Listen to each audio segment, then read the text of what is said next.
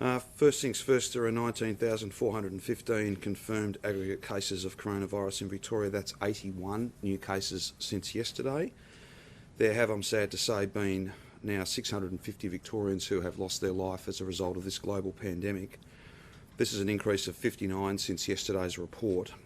I want to stress, though, today's report, the reported deaths include 53 tragedies, 53 people who passed away prior to yesterday. This is in relation to a reconciliation of data between private providers, the Commonwealth and our public health team. Everyone's doing their very best to reconcile that data as quickly as possible, but I'll let Professor Sutton speak to that in more detail in just a moment. Of those 9 deaths beyond the others I've just spoken about, there are 2 males and 1 female in their 70s, 1 male in their 80s, 2 males and 2 females in their 90s, and 1 female in her 100s. 8 of those 9 deaths are linked to aged care outbreaks. There are 329 Victorians who are in hospital, 20 of those are receiving intensive care, and 13 of those 20 are on a ventilator. A total of 2,356,292 test results have been received since the beginning of the pandemic. That is an increase of 25,031 since yesterday. And I will take this opportunity to thank each and every one of those more than 25,000 Victorians who yesterday and perhaps the latter part of the day before went and got tested. Thank you so much. It's a simple thing but a really powerful thing in our fight against this widely infectious virus. Without everybody who's got even the mildest symptoms coming forward and getting tested, isolating at home until they get their results, then we just won't have the most complete picture of how much virus is out there, how it's moving, patterns and trends, and that's obviously what we need, as best we can, the most complete picture of how much virus is out there. So again, as we do every day and we will for the foreseeable future, can I just appeal to Victorians, no matter where you live, even the mildest of symptoms, please come forward and get tested. There's more than 190 sites across the state, and in fact, if you can't get to one of those sites, we will come to you. That's how valuable those test results are in terms of our roadmap to open up and, of course, protecting public health, your family and other families, particularly if you are someone who tests positive.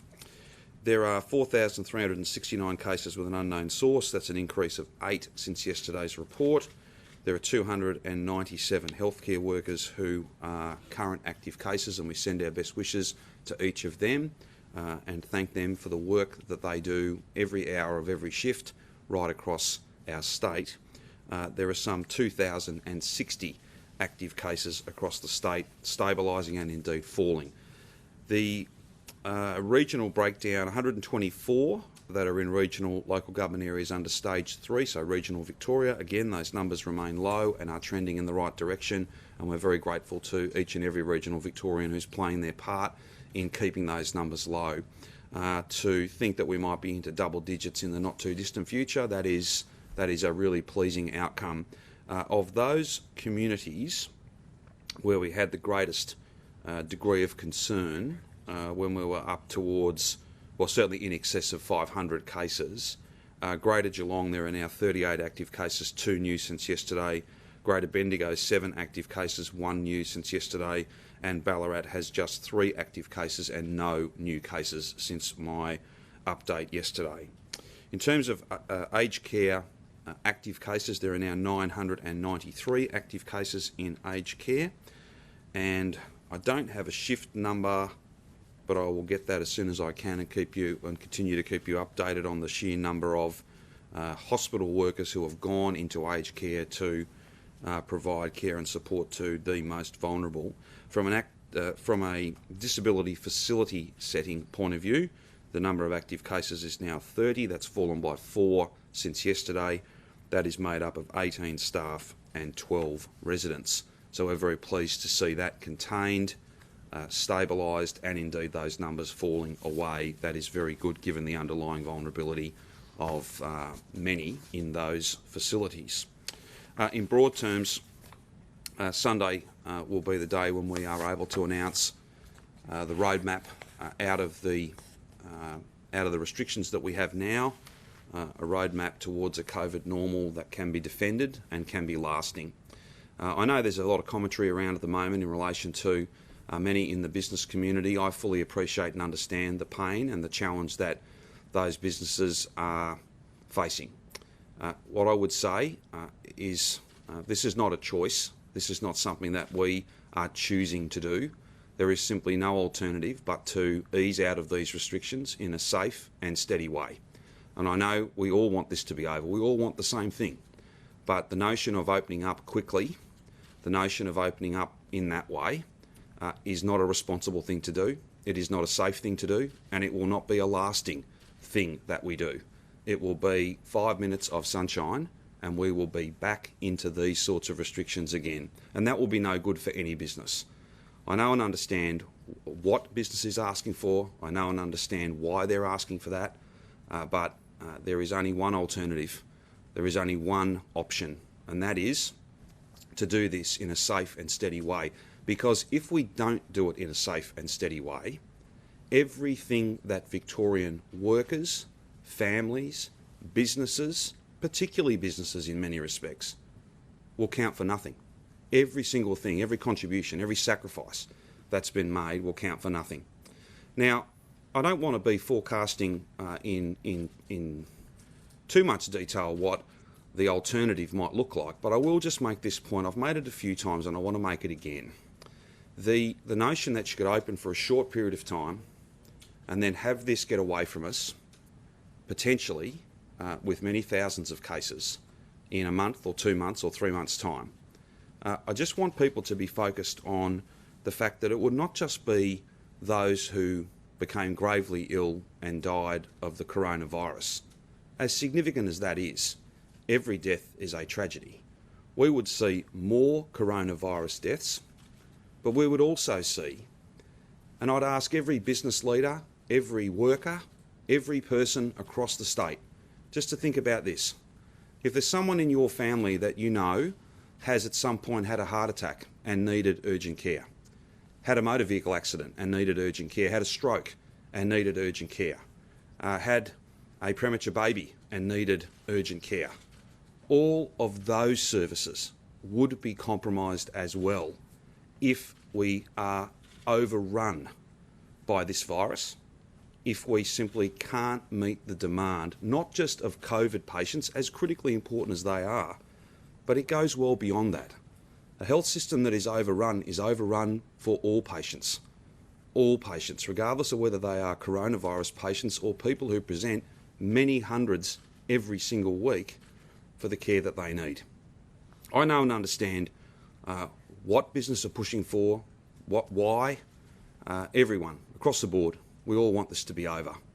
And we will get to that COVID normal, but we've got to do it in a safe and steady and a lasting way.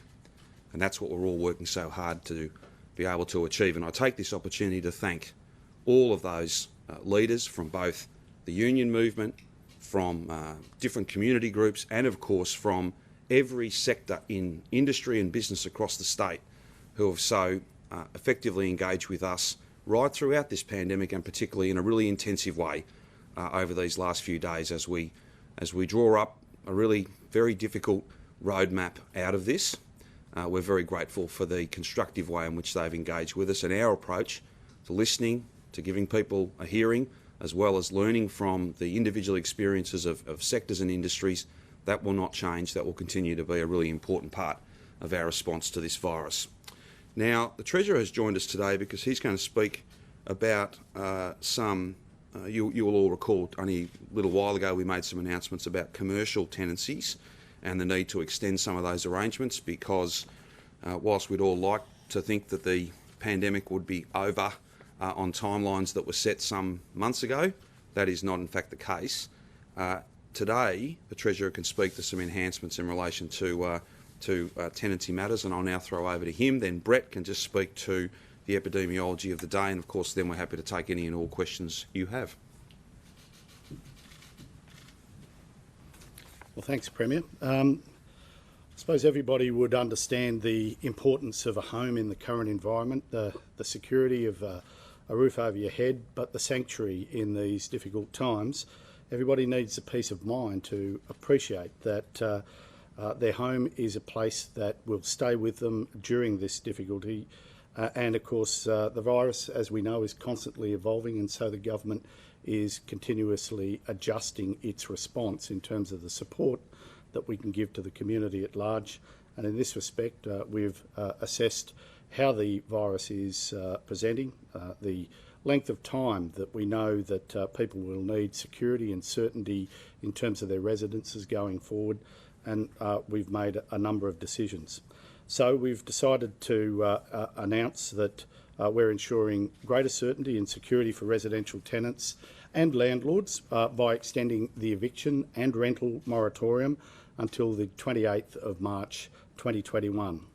Now, we know that the pandemic has significantly disrupted the rental market, and we recognise that there's an ongoing need to support households who are experiencing rental distress.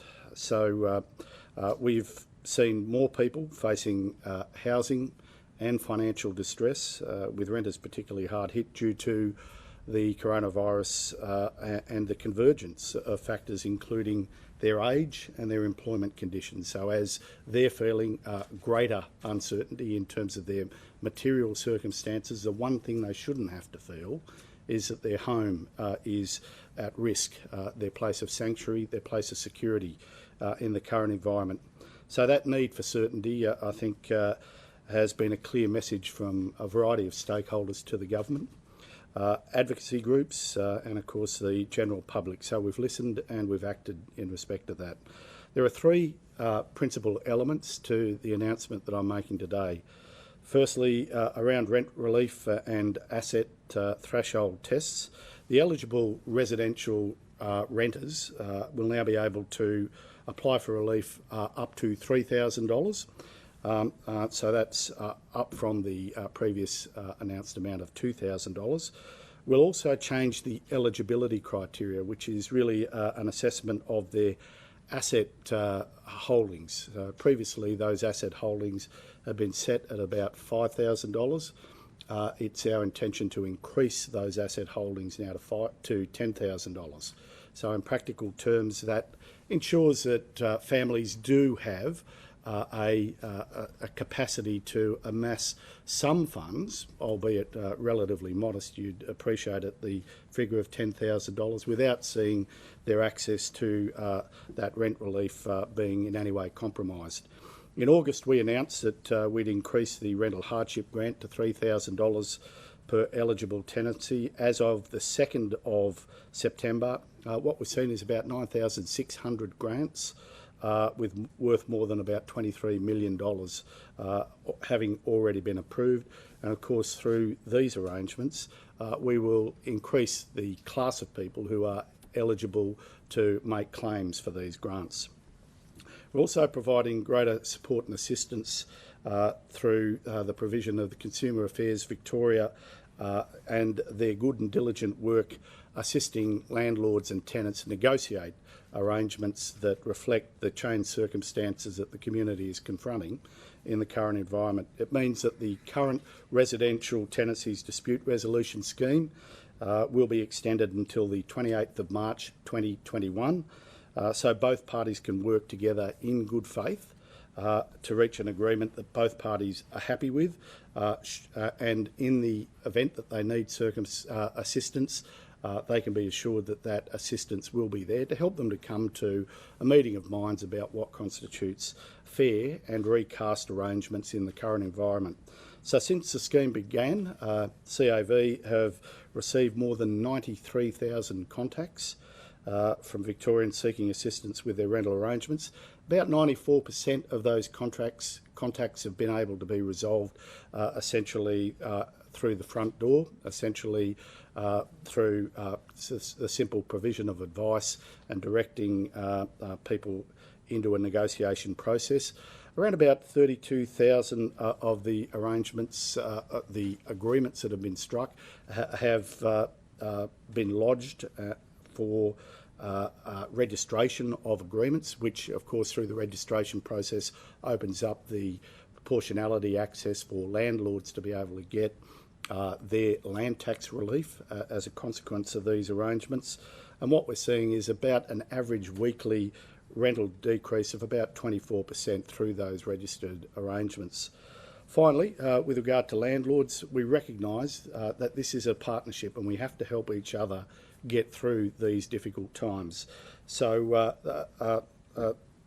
landlords must be, from our perspective, be given access to appropriate relief, and that's why residential landlords who provide rent relief to tenants impacted by coronavirus in 2021 will be eligible for 2021 land tax relief, and that the existing relief for the 2021-2020 year will also be available to them once again, once it is recognised and registered agreements have been struck, and that there is a clear indication of proportionality, that appropriate relief has been given to tenants and that landlords should expect similar relief from the state in regard to their land tax obligations. Thanks, Premier. I'll ask Brett just to add to the daily update. Thank you, Treasurer. So 81 new cases today. This is the stubborn tail of the epidemic curve.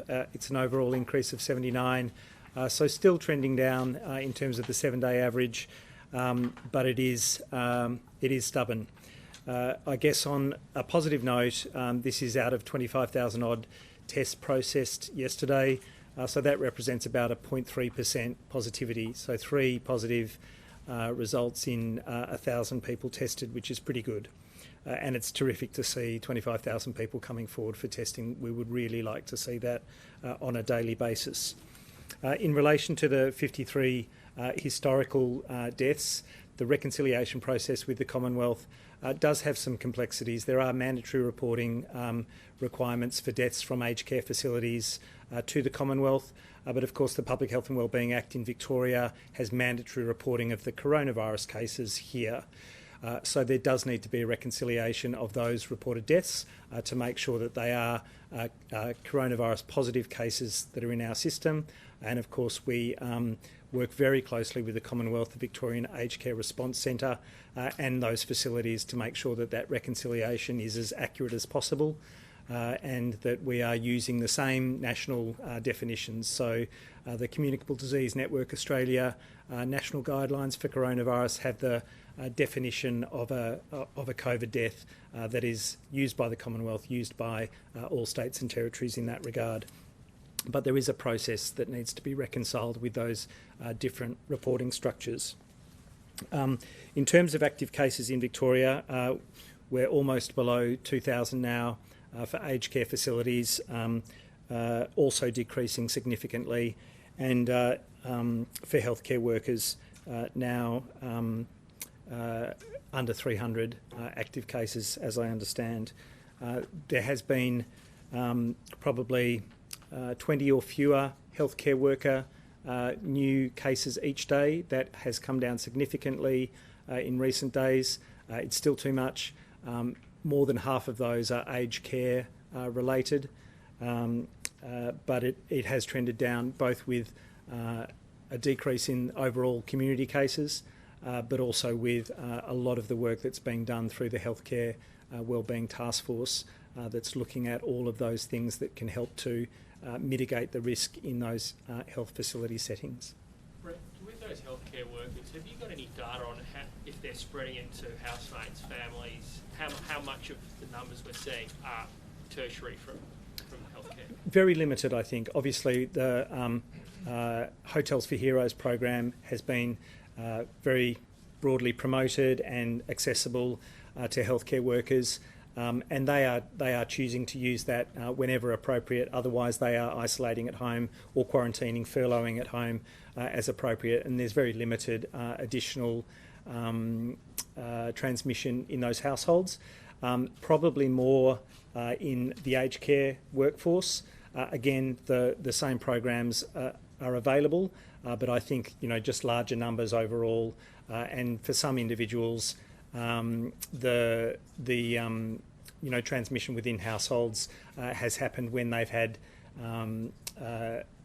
pre-symptomatic illness even, so not all easily preventable.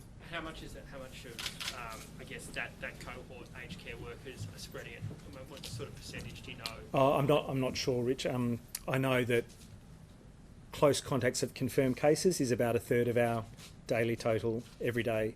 But that's across the board. That's not just in aged care or healthcare. That's all of our close contacts of confirmed cases. And what are mystery cases doing today? Have you got any data on that? Don't know for today. They all get reconciled over the next couple of days, but it's still sitting around the 10 or 15% of our daily totals, and so we'll be very close to single figures, if not single figures, already today. Is that enough? Is that low enough to start thinking about opening up? Well, of course, we've started thinking about opening up. But to actually, you're thinking about a plan, but to actually pull the trigger on that plan. Well, I think we still have all of the week ahead, but the trend needs to continue down. We wouldn't be happy opening up at 80 cases a day and with 10 mystery cases. We would need to have an ongoing downward trajectory to be satisfied with that. Professor Sutton, there's now been 100 historical deaths reported to us this week. It's a huge number. Why has there been a lag? Some of these deaths occurred back in July and August. Who's responsible for the lag, I suppose? We live in a federation of states and territories. There are complex reporting and obligations under various bits of legislation and directives. So as I say, the death reporting to the Commonwealth is an obligation of those aged care facilities. No one's doing the wrong thing here.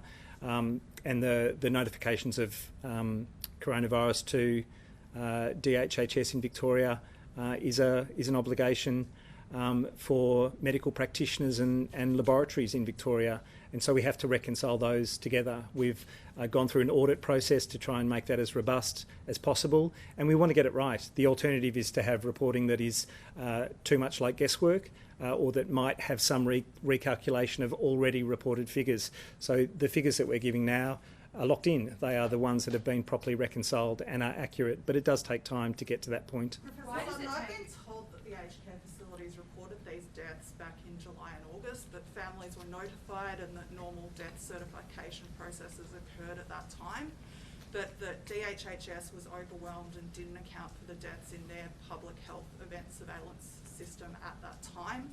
I've also been told that federal authorities alerted Victoria to these issues back on the 8th of August, but it's taken DHHS this long to go through that data and reconcile it.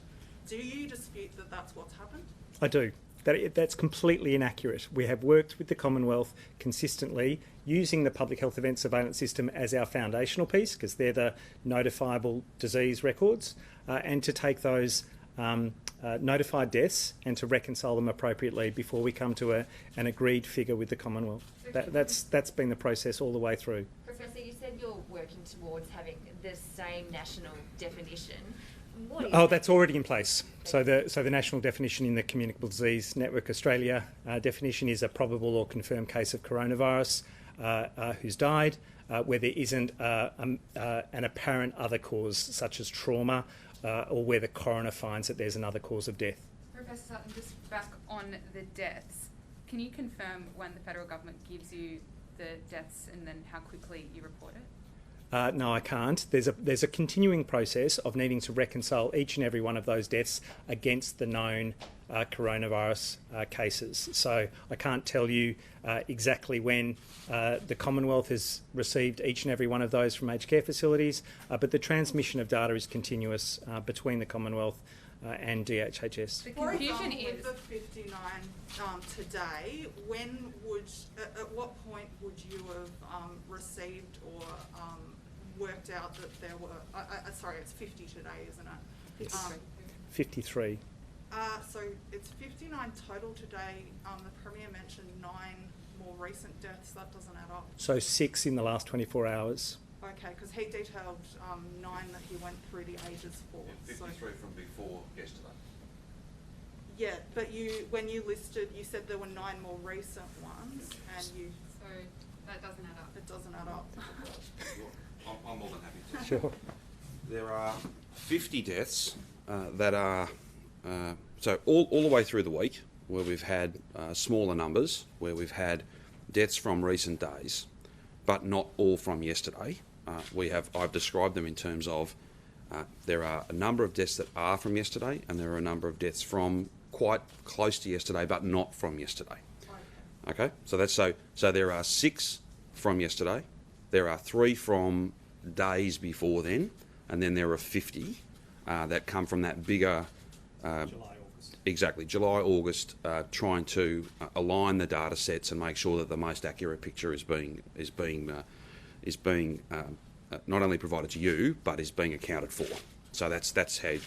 I apologise if my language was not as clear as it should have been, but there are essentially 3 groups. You did say 9 at the start of your press conference. That's right, and yes. Well, okay, so just well, no. Let's go back through it again then. 50 from July and August, 3 that are from September but not yesterday, Okay. and 6 that are from yesterday. And given that I have not been able to, all this week, where we've done groupings of very recent days, the previous day and 1 or 2 days before, I have each day given you the gender and the age decade in which those people can appropriately be accounted. How can Victorians have faith that the numbers you're giving us today are accurate when we're still hearing about another 50 deaths that occurred back in July and August? I think the Chief Health Officer has answered that question. I don't think he has. Well, you and I might have to disagree on that, because the Okay. Chief Health Officer has just, I think, explained in some detail the process and the partnership between private aged care providers, the Commonwealth Government, our government and the Department of Health and Services, Health and Human Services, to bring into alignment with certainty all of that different data. A question that keeps getting put to me is that every death requires a death certificate. So if that gets signed off by a Victorian doctor in the Victorian health system, how come it's taking 2 to 3 weeks or even months to get through to you? I think there's a clear point to be made here that not every doctor is part of the Victorian health system. General practitioners are not part of the Victorian health system. But the death certificate. Yeah, but it's not about. a day. No, just to be as clear as I possibly can be, there's no dispute about the fact that these people have passed away. Their families have been informed of that. That it's about the attribution of those deaths to the likely and probable cause being the coronavirus, and aligning different data sets, aligning different lists, if you like, because there are, sadly, people who pass away in the community every day, not necessarily they pass away during a pandemic, but they were not a positive case. So Surely you don't think this lag is acceptable, though? If we're hearing about Well, of course, deaths we back would in prefer. July, you'd prefer to get it all sorted now? Well, I'm not suggesting that it is. What I'm saying to you, we would prefer that all the data are aligned in an instantaneous fashion. That is not what's happened, but it's appropriate that once you have done that work, that you report faithfully and as accurately as you possibly can. And that's exactly what we're doing. You've got a contact tracing team who are part of the Victorian authorities, and Yes. it's their job to follow up active cases. Yep. Did they not realise that these people had died when they were following up their cases, or were some of them only found to have COVID after they died? Well, there's a couple of points I couldn't speak to at what point in time their positive status or the probability and likelihood that they passed away because of COVID. I couldn't speak to that and the time sequence of that. But I would make the point that we don't conduct very many interviews with aged care residents who are positive cases, and certainly not those who are gravely ill. You'd be talking to the authorities in Yeah, aged but care that's facilities, but that though, wouldn't you? yeah, but indeed but the contact tracing is about finding out who a person has been in contact with and trying to isolate those And persons. the authorities in the aged care facilities would know that, and you'd want the contact tracers to be talking to them, wouldn't you? Well, the key point here is that there needs to be, and we are reporting today, a greater alignment between information that is held by private aged care providers, Commonwealth authorities and state authorities, and having them all together so that we can update the numbers and be as accurate as possible. That's what we're all working towards. And can I say that there's no quarrel between any of those 3 parties. We're all trying to be as complete and as accurate as we possibly can. And that's why we would always prefer that all the data arrived at exactly the right location in as timely a fashion as possible. But where you need to, I'll give you an example, Rachel. I'm sure that Brendan Murphy would have preferred not to have to write to every aged care provider, private aged care provider in the state, and remind them that they need to make sure that they report. I'm sure he would have preferred not to do that. But that isn't the issue here. I think the issue is let's get all the data together, let's report it faithfully, and let's make sure that we're as accurate as we can possibly be. Can I ask the Treasurer, please, about rent relief? Can I ask the Treasurer about rent relief, please? You most certainly can. Thanks. Treasurer, does this further extension require another legislative amendment? Well, the legislation is making its way through the Parliament, and it won't require it.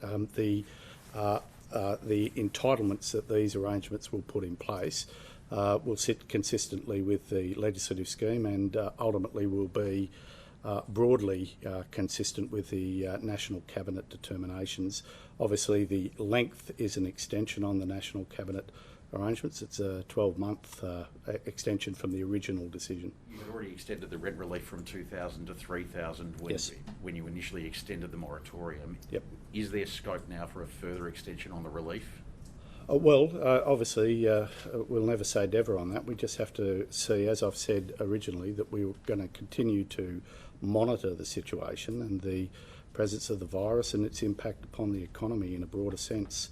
But what I can say is that from a government perspective, what we have done, you're absolutely right, James, to identify that the announcement of the 2,000 to 3,000 has previously been made. What we're doing is expanding the class of people who can access those arrangements by changing the asset test accordingly. And do you acknowledge that the longer this goes on, perhaps the more landlords are also coming under duress and may need to sell up? As I understand it at the moment, they have to go to VCAT to apply for a tenant to move on to allow the property to be sold. Will that continue?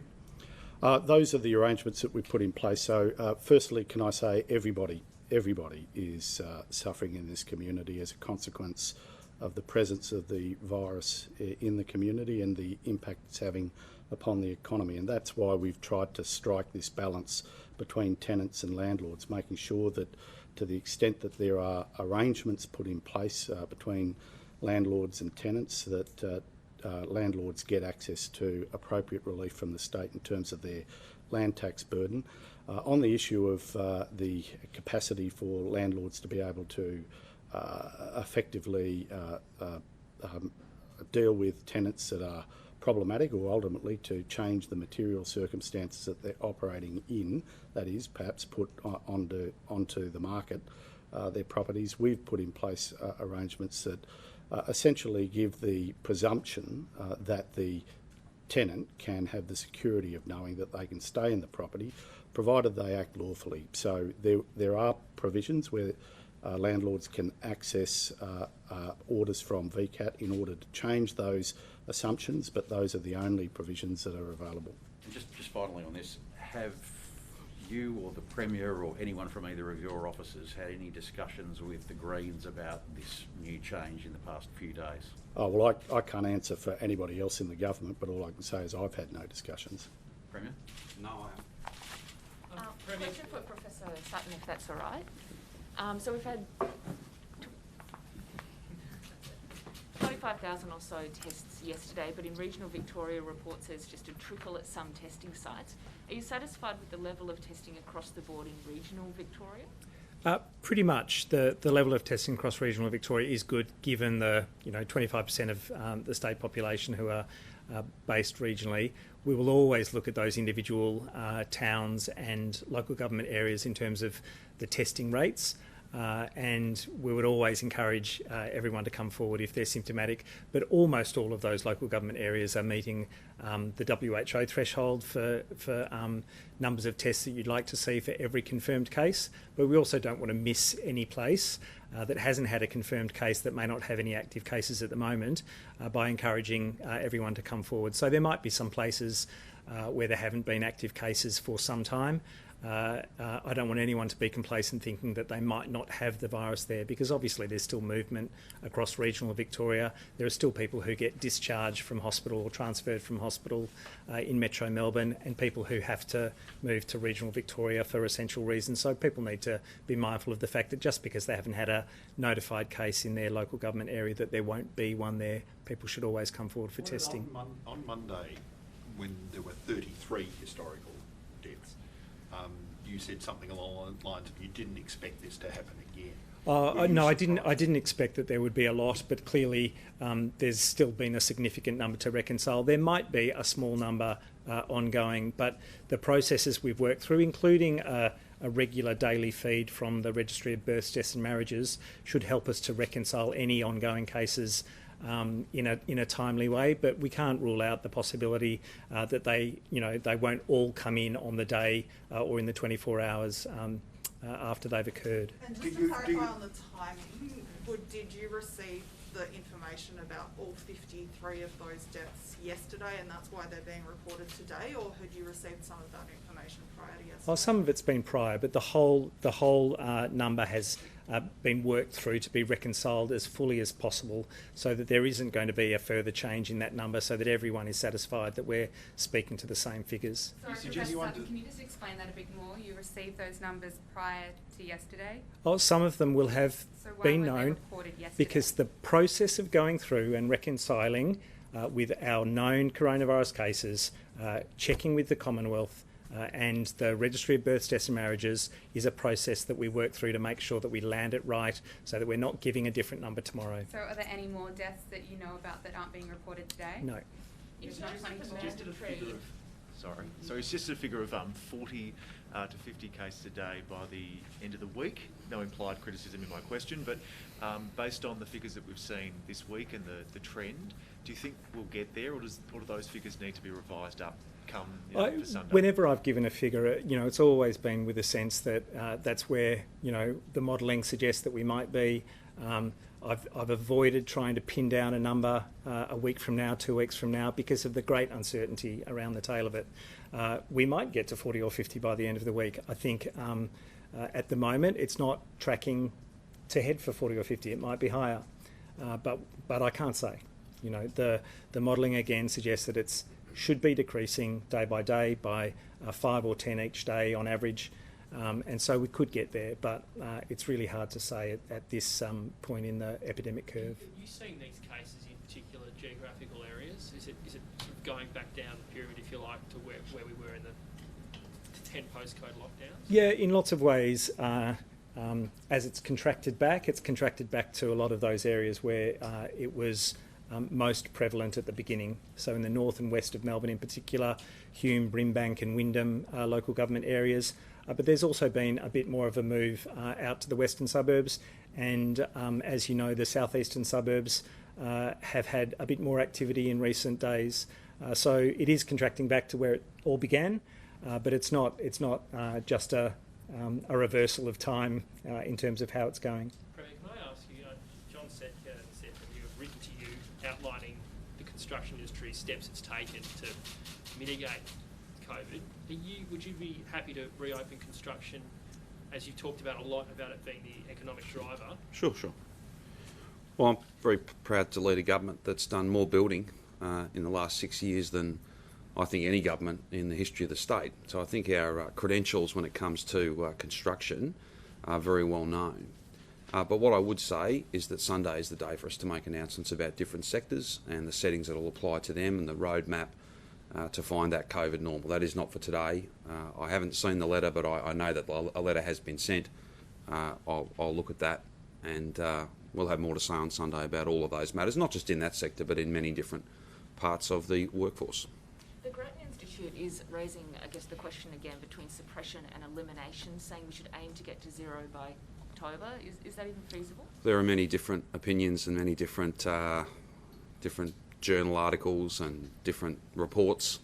The National Cabinet agreed strategy is one that is about trying to aggressively suppress this down to a very low number, but it is not that World Health Organisation agreed definition of essentially long periods of time, so 2 full replication cycles, if my memory serves me correctly, so 28 days of 0 cases every single day. That is not what National Cabinet has signed up for. And that's not what we're trying to achieve. I wouldn't want anyone in the community to think that we're going to hold these restrictions on in order to achieve that sort of outcome. It could be a byproduct of the fact that all of us as a community and as an economy stay the course to find something that can be defended and that can be lasting, as opposed to bouncing in and out of rules all the time. But that's not the stated aim. It needs to be low, certainly not 80 cases, certainly not the 113 from yesterday, that will just mean that you'll get, as I said before, 5 minutes of sunshine, literally weeks at most, and you will then, if you opened up then, you'll then see the numbers explode, and it'll be incredibly difficult to pull it back again. Are you convinced with your meetings with the various business groups that they understand that? Obviously they've got a lot of self-interest in reopening, but are you convinced that they genuinely understand the dangers of reopening? Well, Nick, let me make a couple of points. I wouldn't describe it as self-interest. I think businesses, of course, are about profits, but they're about their people too. And I'm not criticising businesses for wanting to get back to normal. There's nothing wrong with that. You know, I grew up in a household where my mother and father spent every moment of their working life in some of the businesses that we are talking about. Milk bars, cafes, franchises, not one, but 2 Don small goods franchises, food processing, meat processing, farming. I worked in these businesses the moment I was old enough to do it. So I know and understand that businesses want to get back open for the best of reasons. But the key point here is being open for a few weeks. That is not an answer. That is not an answer, and that is not an option that I will choose. That is not a decision that I will make. Instead, we will see this off, and then we will find a COVID normal that we can defend and that can be long-lasting. When I say I know the pain that businesses are going through, it is my background that I look to, as well as the very eloquent, sometimes emotional, the very passionate pleas that I get from businesses across the whole state. We are listening, we hear you, but the notion of being open for just a couple of weeks, that's not a decision I'm going to make, because what that really says, Nick, to every other Victorian,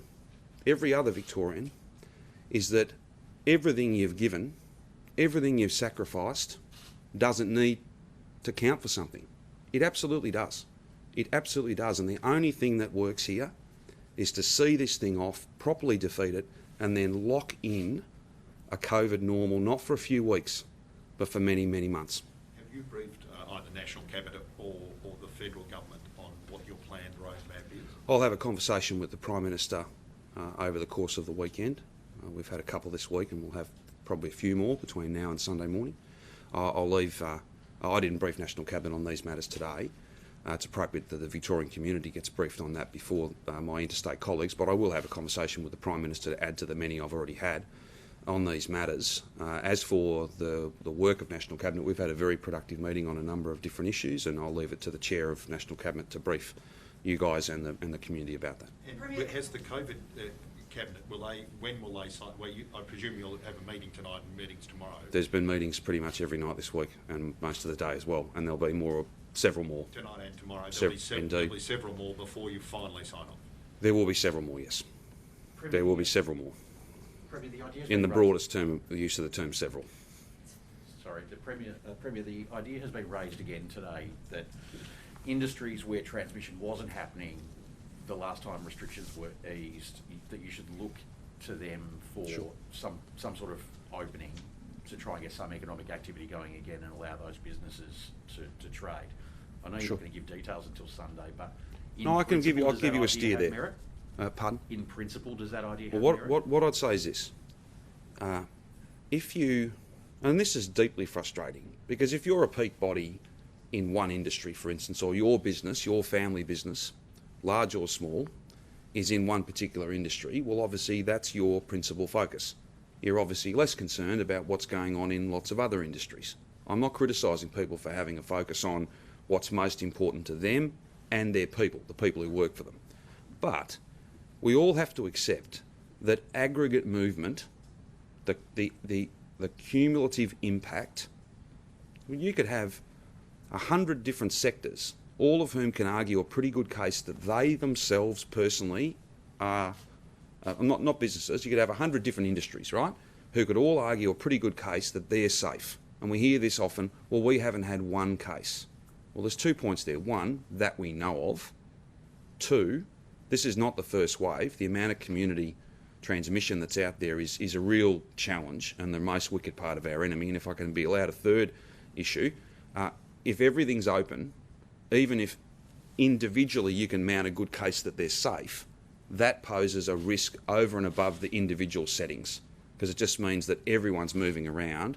There's so much contact that it's not likely, not probable, it is inevitable and certain that off a base like the one we have now, we will finish up with not hundreds but thousands of cases per day. Premier, did the Prime Minister declare that National Cabinet meetings would no longer operate on a consensus basis after Queensland refused to accept the hotspot definition? I wouldn't see that as an accurate statement. But what I would also say to you is I'm not the chair of that group, and I have been pretty steadfast around not impinging on the chair's obvious right and authority to brief you on the business of that group. It is a very, very important forum. It's served us all well, and arguably, once we can get the health problem here and indeed have it settled across the nation, the job of economic repair will be, I think, it'll be significantly supported, and it'll be much more effective for the work of National Cabinet. So I'll let the PM brief you on outcomes of National Cabinet.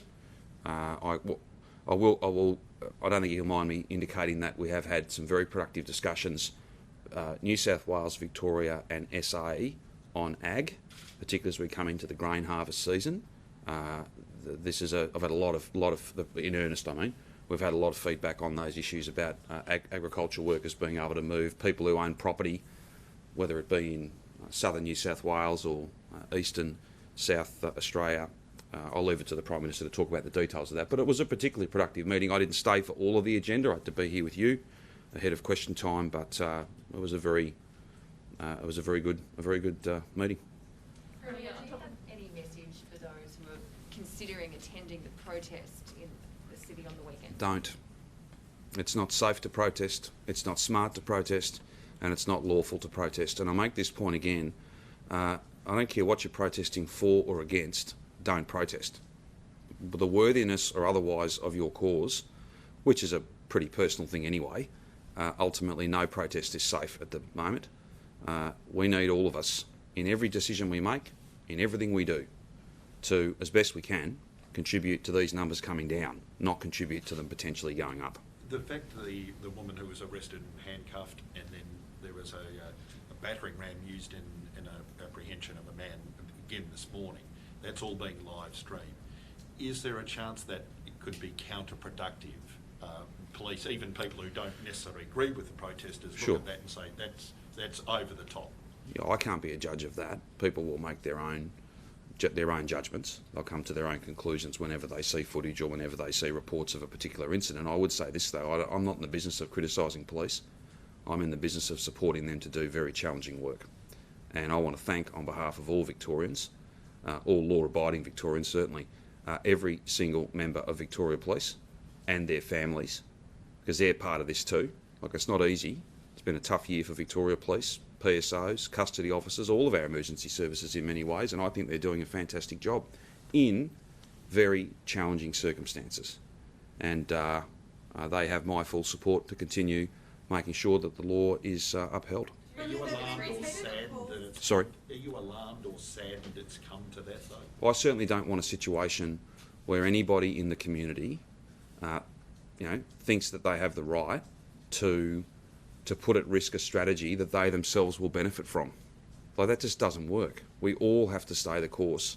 And there are rules there, and, contrary to the views of some, no one enjoys imposing these rules. Like, we would all much prefer to be in a very different set of circumstances, but you can't ignore the reality that you're in and, give yourself a leave pass to go and do something that, in all likelihood, will contribute to the spread of this. That's not safe, not smart, not lawful, and Victoria Police will do whatever they have to do within a framework, of course, of being proportionate and fair.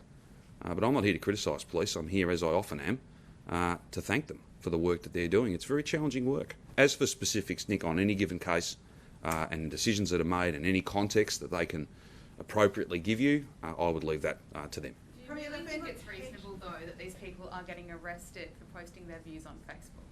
Well, again, you need to speak to Victoria Police. I don't... Asking you as you're the Premier of this state. I'm aware of the great honour and privilege in the office that I hold, and I'm also aware of some... Well, again, yesterday I I made some points about it didn't quite sit right for me that it seemed that you were kind of suggesting to me that somehow protests should be allowed and that there was growing international evidence that they were safe. On the issues of how police enforce the law, there are rules, there are structures. They try and behave appropriately at all times. That's their culture. As for any context, as for decisions that are made, I'll leave it to Victoria Police to explain that to you. I'm not in a position to speak to any context that might have been relevant to any of those cases. In fact, I'm not really interested in commenting on individual cases unless I really feel that I need to. I did, before you pointed out, for the purposes of consistency, there was maybe before the court, so I'll say it's still to be proven, but there was a shameful act against a female police officer down in Frankston, and I spoke about that because I had some context on that. I don't necessarily have the context in relation to the two matters that you've listed. Premier, there have been repeated calls from your federal Labor counterparts for Aged Care Minister Richard Colbeck to be sacked. He's been censured by the federal Senate. Do you agree with those calls? Well, I would say, Rachel, that's not a matter for me. That's a matter for him in the first instance, Rachel, I don't try and interpret what happens in the Victorian upper house, let alone trying to make sense of what happens in the Commonwealth Senate. But I would just say this directly to your question: in all of my dealings, in all of our government's dealings with Minister Colbeck, we've always found him to be someone who's prepared to work constructively and positively together with us to keep aged care residents safe. That is my absolutely frank and honest answer. As to those other things, I'm not going to get. I've got enough politics to deal with down here. I don't need to get into those things. We've now had more than 500 deaths linked to aged care in Victoria as a result of COVID. We heard that during the hotel quarantine inquiry, 99% of Victoria's second wave of coronavirus cases, including all of those aged care ones, can be traced back to breaches in your government's hotel quarantine program. Given that's the case, is it fair for Mr Colbeck to take all the heat for the hundreds of coronavirus deaths that have occurred in aged care?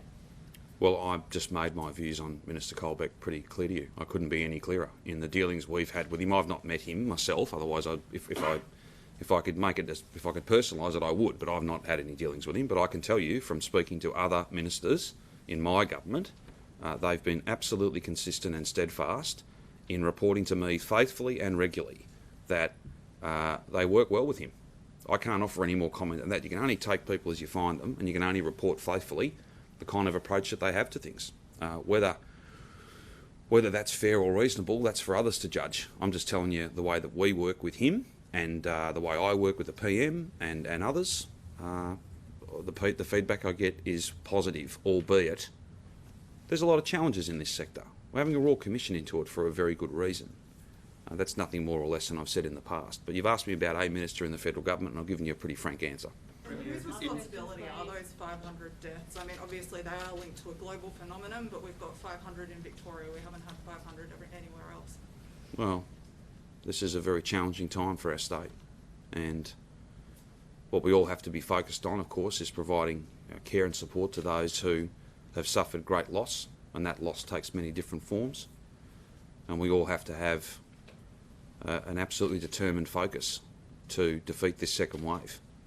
That is the most important thing we can do to avoid tragedy in the future of any sort, whether it be those who are doing it really tough because we've had to fundamentally change the way we live our lives, or those that are becoming gravely ill and sadly passing away because of this.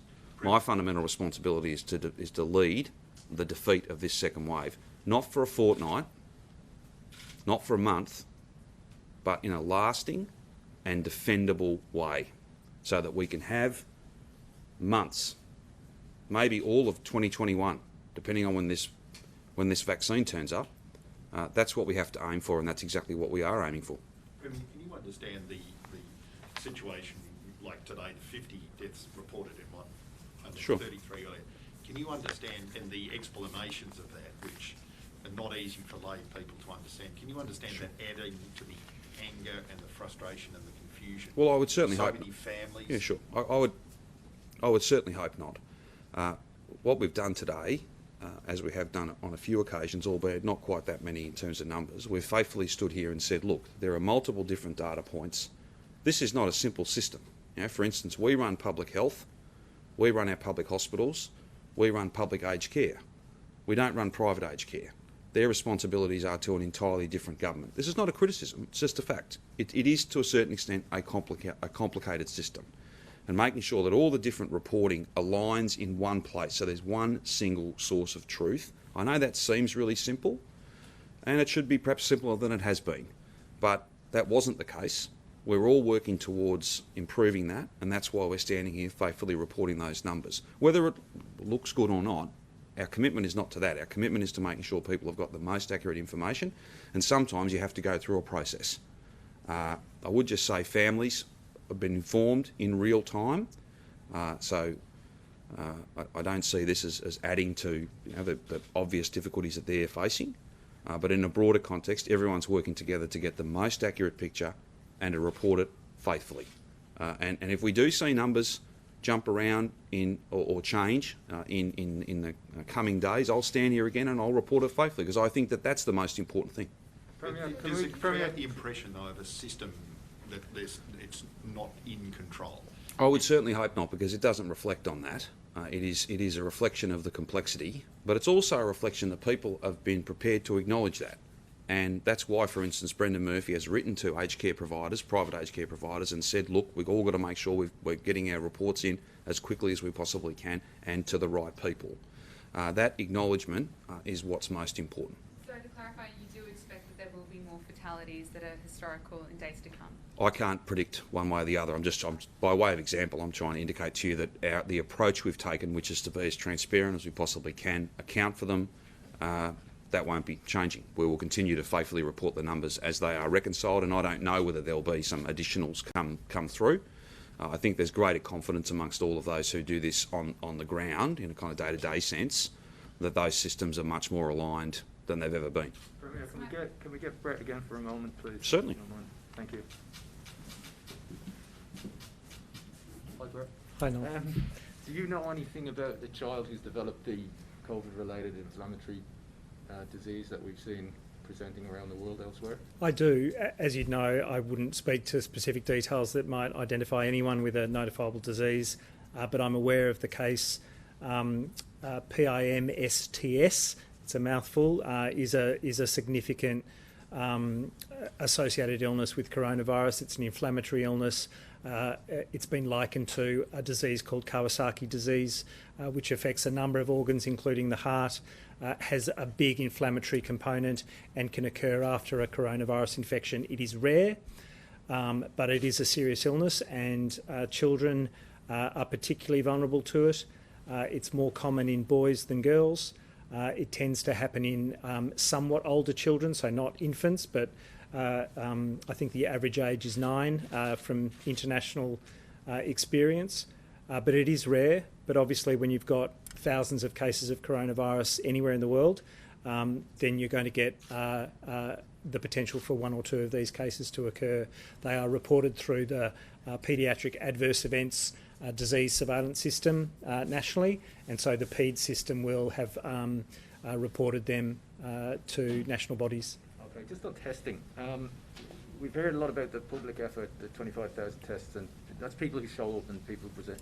Can you talk to us about what's going on in terms of targeted testing at work sites and areas where we know are risky, the healthcare workers, for example? Yeah, so certainly any site that's got an outbreak, we're testing very broadly.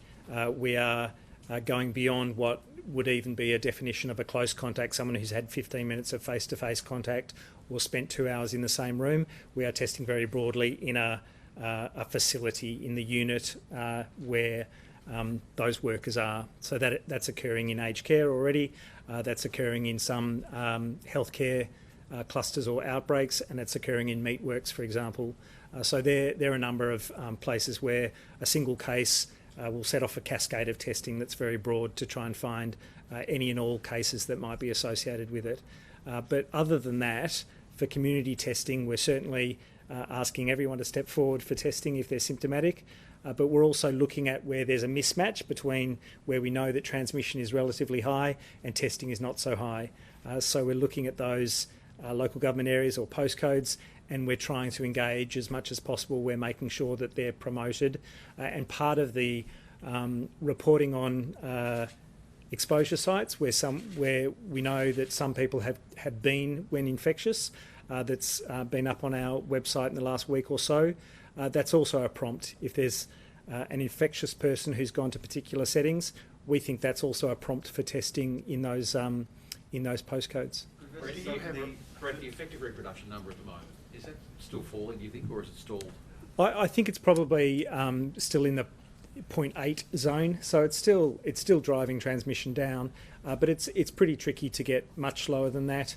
I don't know what it will be, but when you get down to very low numbers, it becomes less and less meaningful. We just need to follow the numbers day to day. We do know from the mobility data that it's still looking good. In terms of the amount of time people are spending at home, the amount of movement outside of the home, the traffic movement and public transport movement are all very good. Obviously, there are fluctuations on weekends and days of better weather, but overall, that's still a positive indicator that people's interaction has been sufficiently limited to help drive transmission down. Professor Sutton, what do you think of the Burnett Institute's proposal for a decentralised model of contact tracing? Does that have merit? Yeah, look, I think we've explored decentralised contact tracing in as much as having the regional hubs now. So contact tracing had always been completely centralised in Victoria. We've seen very positive outcomes from our regional hubs because people know their local communities. The medical connections that are made there are very useful for those contact tracers in those regional hubs as well. And so I think it's worth exploring. I'm very happy to look into it for Metro Melbourne as well. I don't think now is the time, with all of the complexities that we're going through, to set up new systems of administration and IT support.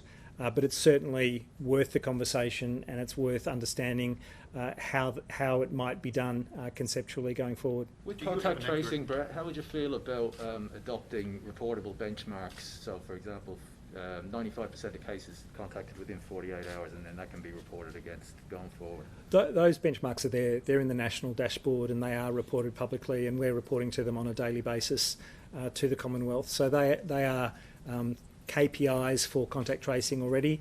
How are we going right now? We're doing very well right now. Clearly, we've got more cases than any other jurisdiction to follow up, and so we will have a few cases that are not contactable in 24 hours in terms of the full interview, but it's above 90% for that full interview. It's at 100% for cases being contacted within 24 hours. It's at 100% for close contacts being contacted. So that's a terrific performance overall. A couple of weeks ago, you said that between a third and a quarter of aged care residents that get COVID are dying from it. In light of the historical numbers that we're getting now, has that percentage changed? No, I think that's still the mortality rate really in aged care. It speaks to the extreme vulnerability of aged care residents that a quarter to a third of them will die if they have this virus, I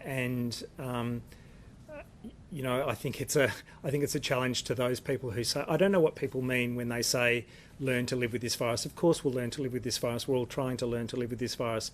But if people mean let it run, let young people who are less at risk of severe illness go out and get infected, they are not thinking that these people in aged care are our parents and our grandparents, are our aunts and uncles, are our great-grandparents, and are extremely vulnerable to dying from this virus. There's also been social media chatter about whether you die with this virus or from this virus. Well, I can tell you that a third to a quarter of people in aged care do not normally die from any infection. So coronavirus is extremely serious for those individuals. In a flu season, we can see 1 or 2 deaths in an outbreak in an aged care facility, but to see 20, 30, 35 deaths in an aged care facility, that is unprecedented, and it is entirely because coronavirus has a 15% mortality rate for people above 85 years of age. It's even higher the older that you get. So it's a very significant illness. Do you have an up-to-date number on the number of people, including the 50 today, the number of people who died in aged care? I may. No, not the. 505 is the total number in aged care. And the rise in deaths, is this a result of when Victoria was at its peak, when we were seeing about 700 cases a day? It is. It has a 2-week lag, more or less. So, you know, the very peak of the outbreak isn't when you see the peak of deaths. The peak of deaths comes 2 to 3 weeks later as people develop the most severe complications in that regard. But the fact that we're now on a daily basis, new deaths reported in the previous 24 hours is below 10. I think it will probably remain below 10 and slowly continue to trend down, which is very good. And I've been contacted by a family member of someone who was in hospital for something non-COVID related. They contracted COVID in hospital and sadly died. How many situations are you aware of where people have contracted COVID in hospital as patients who weren't there to be treated? Oh, that wouldn't be reported separately. I think the healthcare worker wellbeing task force might be looking into, you know, where the index cases are for some healthcare workers getting infected. They won't necessarily have all the statistics on whether particular patients have contracted it within a hospital outbreak, but we do, for each and every case, try and determine whether that's been contracted from a known close contact or unknown. So it's probably data that we can look into. I think they're reasonably uncommon events, but of course there's been transmission that's occurring in healthcare settings, and so that will have tragically occurred in some cases. And are you aware of other deaths that have occurred as a result of someone contracting COVID in hospital? I think there was one at Brunswick Private Hospital. Yeah, I'm aware of others, but I don't know the exact numbers, Rachel. If Melbourne's stage 4 lockdown does get extended by another 2 weeks, Melbourne would have been in lockdown for longer than Wuhan in China and longer than Italy. Is it just that we can't go back now? We've been in lockdown so long, so much damage is done that we can't change the way we handle coronavirus? We are only in lockdown in stage 4 for the purpose of driving down these numbers. And again, it's been said before, but not for a moment longer than required, but also not to be lifted with a significant probability of it all coming back. What you call lockdown internationally is probably up for debate, but people still have their haircuts outside in San Francisco. You can only dine outside in New York. There have been restrictions across the world that have carried on from February right through to now. So there are constraints in the way that people live and the way that businesses are set up that have been continuous for months and months across the world.